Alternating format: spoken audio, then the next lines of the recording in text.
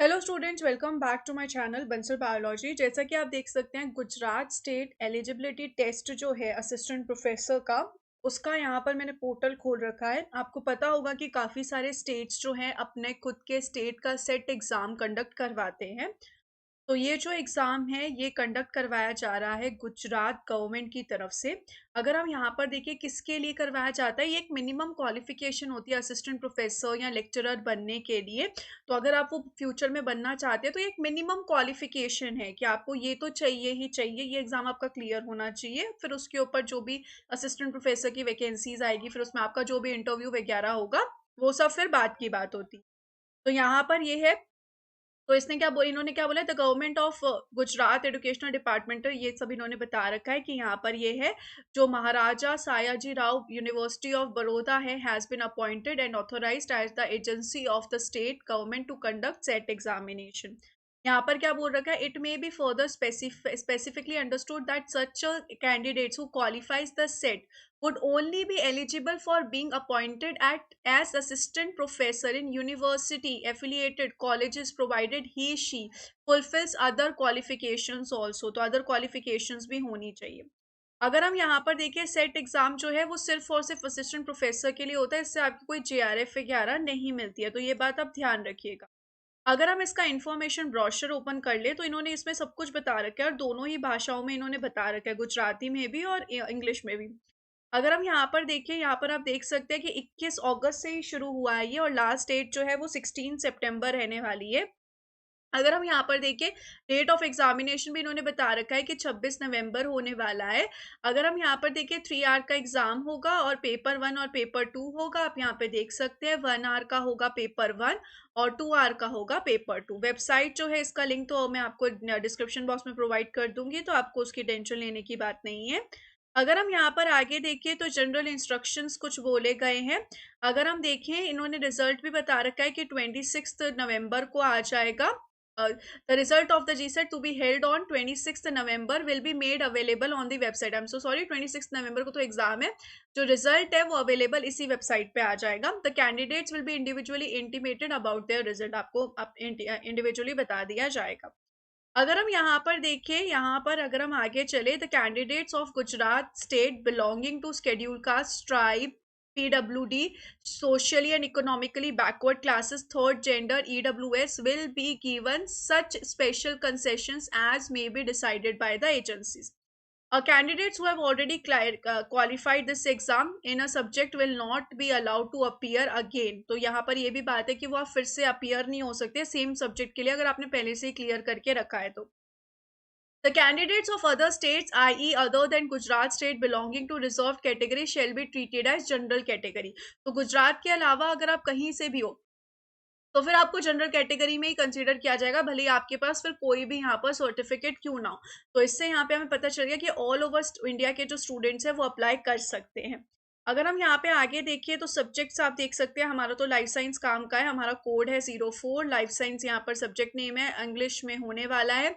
MSc MTech जो students हैं science कर रखे हैं वो अप्लाई कर सकते हैं। PG में अगर हम देखें, life science, botany, zoology, microbiology, biotechnology, biochemistry, virology, bioinformatics, genetics, ये सारे जो PG वाले सब्जेक्ट्स हैं ये इन्होंने मेंशन कर रखे हैं। इन्होंने बहुत साफ यहाँ पे मेंशन कर रखे हैं जो जो सब्जेक्ट्स यहाँ पे अप्लाई कर सकते हैं। इसके अलावा बहुत सारे सब्जेक्ट्स हैं। जो एग्जामिनेशन सेंटर है वो आप ध्यान रखिएगा कि वो तो गुजरात ही रहने वाला है। तो अगर आप तैयार हैं गुजरात जाके इस एग्जाम को देने के लिए तो फिर आप बिल्कुल यहाँ पे अप्लाई कर सकते हैं।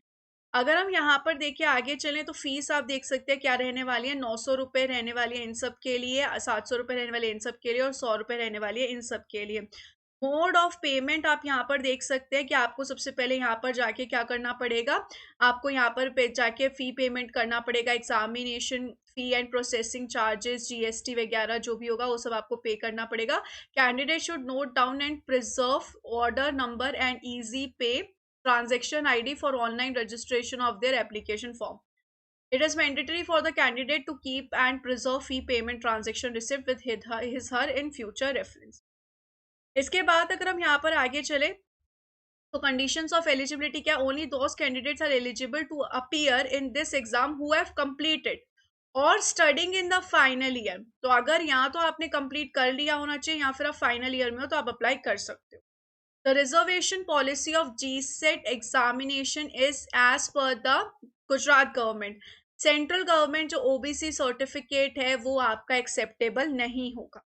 The candidates of other state belonging to reserve category, मैंने बता ही दिया कि उनको जनरल कैटेगरी में रखा जाएगा।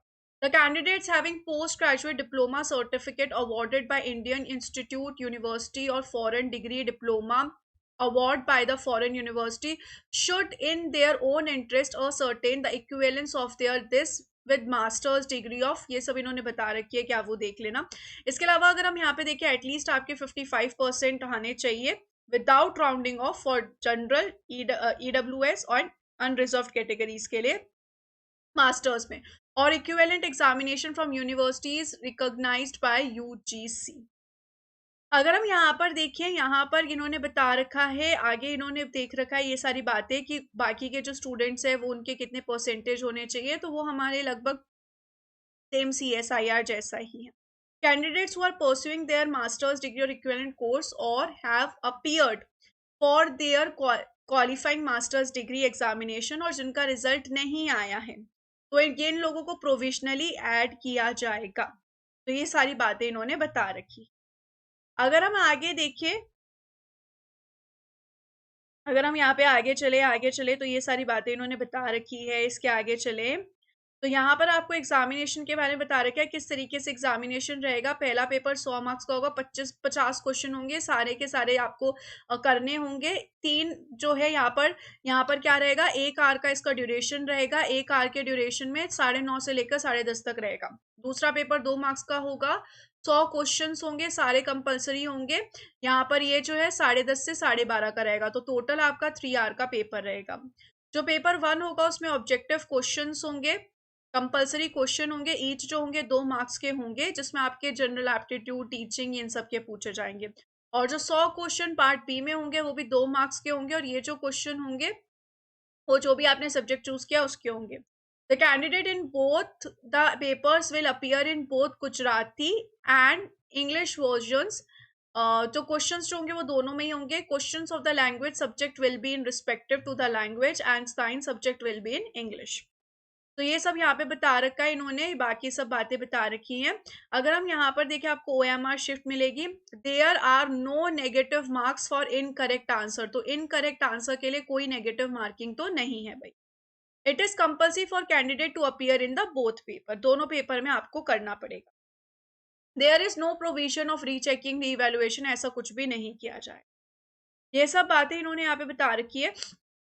सिलेबस जो है इनका सेम CSIR वाला सिलेबस है, तो जो CSIR वाला सिलेबस होता है वही इन्होंने डिट्टो कॉपी यहाँ पे रख रखा है, तो ये हमारे लिए हेल्पफुल हो जाएगा।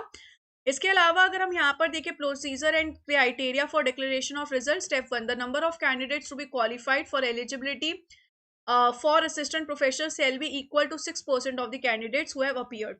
तो जितने ही बच्चे अपीयर होंगे, समझो 100 बच्चे अपीयर होंगे तो 6 को सिलेक्ट किया जाएगा।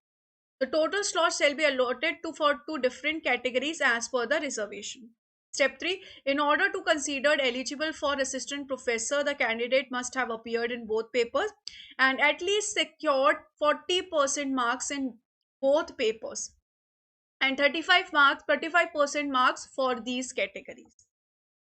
तो बेसिकली अगर हम यहाँ पर देखें, इन्होंने यहाँ पर आपको एक फॉर्मूला भी बता रखा है, इस फॉर्मूला को यूज करके वो आपको जो है सेलेक्ट करेंगे। खैर ये तो बात की बात है, इसलिए अभी तो आपको एग्जाम देना है, फिर बाद में वो रिजल्ट निकाल देंगे।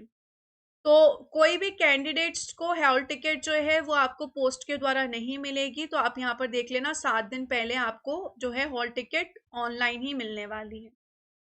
अप्लाई किस तरीके से करना है, इस वेबसाइट पे जाके, जैसे कि मैंने कहा आपको पहले फी पे करनी होगी, फिर आपको रजिस्टर करना पड़ेगा, फिर आप अप्लाई कर सकते हैं। आप अच्छे से अप्लाई कीजिएगा। उसके अलावा अगर हम यहाँ पर आगे देख लें तो यहाँ पर आप देख सकते हैं आपके पास यहाँ पर क्या क्या चीजें होनी चाहिए अप्लाई करने के लिए, तो ये आप अच्छे से देखिएगा, इसको आप अच्छे से ध्यान से अप्लाई करिएगा। इसके अलावा अगर हम यहाँ पे आगे चलें तो इम्पोर्टेंट इंस्ट्रक्शंस इन्होंने कुछ आपको दे रखे हैं, तो आप ये भी बातें अच्छे से चेक कर सकते हैं। तो ये सारे कुछ बातें हैं जो इन्होंने बता रखी है, आप यहाँ पर बिल्कुल अच्छे से देख सकते हैं। फिर इन्होंने बोला गया है यहाँ पर candidates appeared in GSET examination can be allowed to download the answer key. The candidate will be given the opportunity to challenge against a provisional answer key on payment of 1000 rupees per question के। ये लोग 1000 rupees आपसे लेने वाले हैं। अगर आप अगर आपको लगता है कि इन्होंने कोई क्वेश्चन आपसे गलत किया है या आंसर जो है वो गलत है, तो उसके लिए आपसे लिए जाएंगे। आप यहाँ पर जाके डाउनलोड्स में जाके आप ये भी देख सकते हैं, सिलेबस तो आप देख ही सकते हैं, जैसा कि मैंने कहा वो तो CSIR जैसा है। आप ओल्ड पेपर्स भी चेक कर सकते हैं। अगर आप ओल्ड पेपर्स देखेंगे तो जो पेपर है वो काफ़ी ईजी है, कोई इतना ज़्यादा टफ पेपर है नहीं। अगर आप यहाँ पर पेपर भी जाके देखेंगे तो बहुत बहुत बहुत आसान पेपर है। जैसे कि फॉर एग्जांपल ये पेपर अभी डाउनलोड हुआ है, तो आप यहाँ पर देख सकते हैं पेपर जो है वो बहुत ज़्यादा इजी है। यहाँ पर क्या क्या बता रखा है जैसे आप देख सकते हैं, बहुत डायरेक्ट क्वेश्चन है। जैसे हमारे गेट के क्वेश्चन आते हैं, तो अगर आपने बेसिक स्टडी की है CSIR के लिए, तो आप आराम से इन पेपर्स में बहुत अच्छा सिक्योर कर सकते हैं रैंक। तो यही थी ये सारी जानकारी। ये जो है, अगर आप गुजरात से बिलोंग करते हो तो आप ज़रूरी अप्लाई कीजिएगा। अगर आप बाहर से बिलोंग करते हो और आप यहाँ पर जाके प्रोफेसर बनना चाहते हो तो भी आप अप्लाई कर सकते हैं।